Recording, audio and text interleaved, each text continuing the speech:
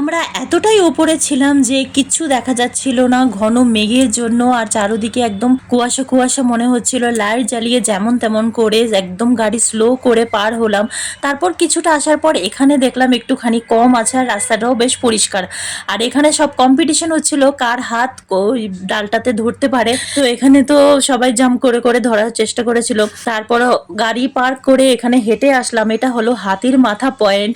অনেকটা দূর আসার পর আমরা কিন্তু একদম পাহাড়ের মাথার উপরে ছিলাম। আর জায়গাটা এত খাই, মানে দেখেই ভয় লাগছিল। তারপর খানিকটা আসার পর গেলাম অন্য পয়েন্টে। আর এখানে নিচে কুয়াশার জন্য কিছু দেখা যাচ্ছিল না, তাই আমরা যাইনি। হচ্ছিল সাথে বৃষ্টি আর ভীষণ ঠান্ডা লাগছিল। ওখান থেকে বেরিয়ে তারপর আসলাম ম্যাপ্রোতে। ম্যাপ্রোতে না সবকিছু টেস্ট করার পর 3টে চকলেট ভালো লেগেছিল, তো 3 প্যাকেট নিয়ে তারপর চলে আসলাম হোটেলে খাওয়া দাওয়ার জন্য। আর খাওয়ার গেলেও কিন্তু ভীষণ টেস্টি ছিল।